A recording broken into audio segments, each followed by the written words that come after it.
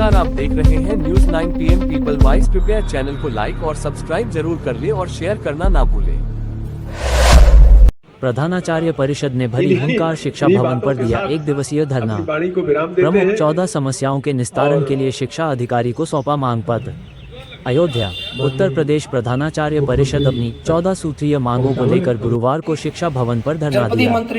एक दिवसीय धरना के माध्यम से प्रधानाचार्य परिषद ने पुरजोर तरीके से हुंकार भरी।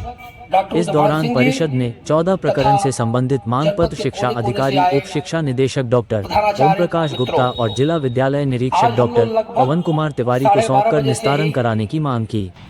धरने की अध्यक्षता जिला अध्यक्ष प्रदेश कोषाध्यक्ष डॉक्टर मणिशंकर तिवारी ने की।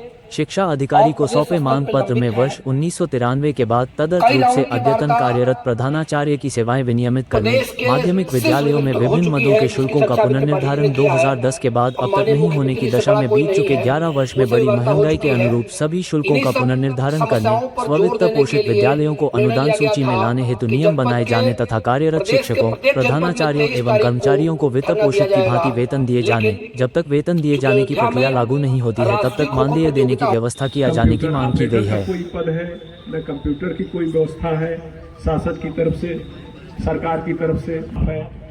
कैसे परीक्षा 8 तक के बच्चों को कराई जाएगी, कैसे उनके रजिस्टर चार्ट डस्टर की व्यवस्था होगी, इस विषय में कोई नहीं सोचता है, न कोई चिंता है सरकार को। सरकार आंख मूंदे बैठी है। हमारे राजकीय विद्यालयों में उसी के लिए एवरेज लाखों का बजट हर साल आता है, हर साल वहाँ बिल्डिंगें बन रही है। एडेड माध्यमिक विद्यालयों के लिए एक पैसे का बजट नहीं है, न कोई चिंता है। अगर कोई विद्यालय पीटीए वगैरह से कोई व्यवस्था करता भी है तो पता लगा जांच के नाम पर, इसके नाम पर, उसके नाम पर उसे प्रताड़ित किया जाता है। क्लास टीचर भी भयभीत रहता है, वो कैसे शुल्क ले बच्चों से। और गार्जियन पूरे जनपद में हो कि जिसने अपने संसाधन न जुटाया हो तो उसका बिल 4 लाख, 5 लाख, 2 लाख, 6 लाख बताया जाए। किसी तरह विद्युत कनेक्शन जुड़वाए रखे हैं। हमारे है तो 2 घंटे 1 घंटे के अंदर जुड़ जाते हैं, तो व्यक्तिगत संपर्क किया जाता है। लेकिन समस्याएं हैं और इसके लिए बाकायदे बजट की व्यवस्था सरकार को करना ही चाहिए। वैसे तो विद्यालय सरकार के हैं और सरकार की जिम्मेदारी है निःशुल्क शिक्षा मुहैया कराना, इसलिए सरकार को विद्यालयों में सरकारी कार्यालय के और उस सरकार को शासन और सत्ता पर बैठे रहने का अधिकार नहीं है जो अपने बच्चों को निःशुल्क शिक्षा, चिकित्सा, विद्युत उपलब्ध न करा पाए।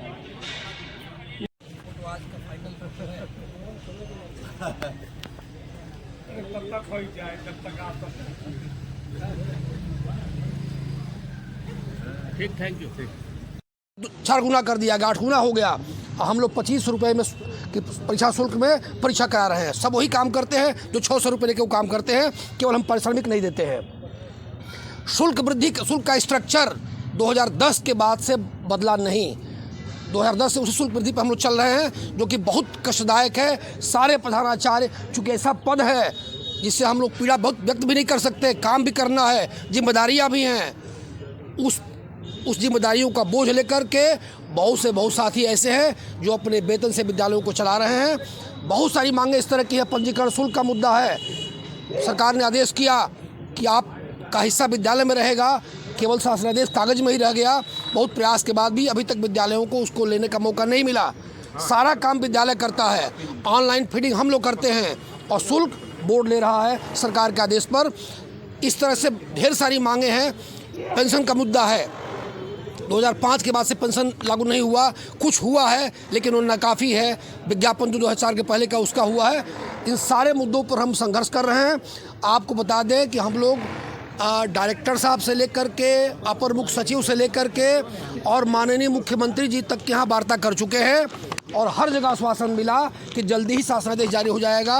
कई बिंदुओं पर तो ये हुआ कि सैद्धांतिक रूप से हम लोगों ने इसको स्वीकार कर लिया है, लेकिन अभी तक शासनादेश जारी नहीं हो पाया, जो बहुत खेद का विषय है। लेकिन हम लोग सभी लोग अपनी एकता के बल पर, चट्टानी एकता के बल पर, प्रधानाचार्यों के उत्तर प्रदेश में गाजीपुर से गाजियाबाद तक के लोगों के बल पर हम लोग अपनी मांगों को निश्चित रूप से सरकार से मंगवाने का प्रयास करेंगे और हम आशान्वित है कि इस सत्र के शुरू होते होते नए सत्र के प्रारंभ तक हमारी मांगें मान ली जाएंगी। वास्तव में एडेड विद्यालय, देखिए, अभी आप लोगों ने हमारे जनपद के अध्यक्ष, मैं जनपद का कार्यकारी अध्यक्ष हूँ प्रदीप कुमार वर्मा। अभी हमारे कोषाध्यक्ष जनपद के, प्रदेश के और सभी चीज़ों को उन्होंने बताया। 14 सूत्रीय मांग में सारी मांगे, लगभग सारी मांगे, मुख्य मांगे ये हैं कि तदर्थ लोग प्रधानाचार्य का वेतन नहीं लगा, ये मुख्य मांग है। बहुत सारे बॉयज फंड हैं, वहाँ पे दिक्कतें हैं, वो दिक्कत आ रही है। इन सब चीज़ों को लेकर के प्रदेश नेतृत्व कई बार सरकार से मिल चुका है, शासन से, तमाम अधिकारियों से, एसीएस महोदय से, डायरेक्टर महोदय से वार्ता हुई, आश्वस्त किया और आश्वस्त करने के बाद में कहा भी हो जाएगा, फिर भी नहीं हो रहा है। तो अब प्रदेश नेतृत्व नहीं करेगा। 30 तारीख को हम लोग वहाँ पे जा रहे हैं, अपनी शक्ति का प्रदर्शन करेंगे। लोकतांत्रिक माध्यम से जो भी लड़ाई होती है उसको हम लोग लड़ने का प्रयास करेंगे। प्राइवेटीकरण बढ़ता है, क्या नियत है हम लोग तो उसके बारे में बता नहीं सकते, लेकिन हम लोगों के जो कर्तव्य हैं उन कर्तव्यों का पालन हम अक्षरशः शुद्ध नियत से हम लोग कर रहे हैं और जो पहले करते थे वही आज भी कर रहे हैं। सरकार क्या कर रही वो सरकार जाने। Thank you. प्रदीप कुमार वर्मा, जनपद का कार्यकारी अध्यक्ष, जन समाज इंटर कॉलेज दिगंबरपुर, प्रधानाचार्य।